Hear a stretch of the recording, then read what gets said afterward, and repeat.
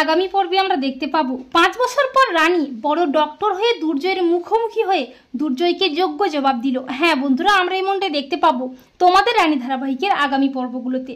দুর্জয় রানীর খোঁজ পেয়ে রানীর কাছে এলেও রানীকে ভুল বুঝে রানীকে নানাভাবে অপমান করে, এমনকি আবারও রানীর চরিত্রের দিকে আঙুল তোলে। দুর্জয় আদিত্যকেও ছাড়ে না, আদিত্যকেও অপমান করে। এরপর রানী দুর্জয়ের পরিচয় দিয়ে বলে যে উনি আমার স্বামী বি হেলথি নার্সিংহোমের ডক্টর দুর্জয় সেনগুপ্ত।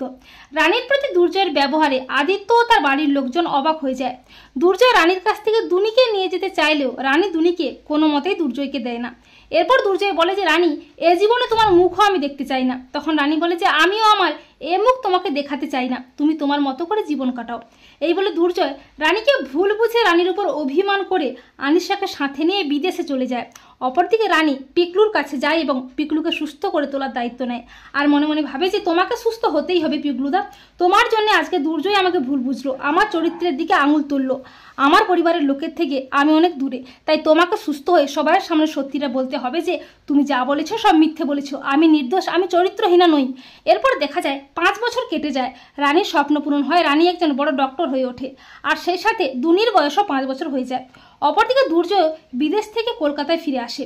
এরপর হঠাৎই একদিন বি হেলথি নার্সিংহোমে একজন ক্রিটিক্যাল পেশেন্ট আসে। দুর্জয় আসে, কিন্তু দুর্জয়ের পক্ষে সম্ভব হয় না সেই পেশেন্টকে হ্যান্ডেল করা। সব ডাক্তাররা যখন হাল ছেড়ে দেয় তখন হসপিটাল অথরিটি বলে যে একজন ডক্টর আসছেন, উনি পেশেন্টের ট্রিটমেন্ট করবেন, উনি ডক্টর রানী সেনগুপ্ত। নামটি শুনে চমকে ওঠে দুর্জয়। এরপর রানী আসে, রানীকে দেখে অবাক হয়ে যায় দুর্জয়। দুর্জয় বলে রানী কেমন আছো তুমি? তখন রানী বলে যে রানী নয়, বলুন ডক্টর রানী সেনগুপ্ত। এই বলে রানী দুর্জয়কে যোগ্য জবাব দেয়। তো বন্ধুরা, তোমরা এটাই চাও তো যে 5 বছর পর রানী যেন বড় ডক্টর হয়ে দুনিকে নিয়ে দুর্জয়ের মুখোমুখি হয়ে দুর্জয়কে যোগ্য জবাব দেয়? কমেন্ট করে জানিয়ে দাও তোমাদের মতামতটি।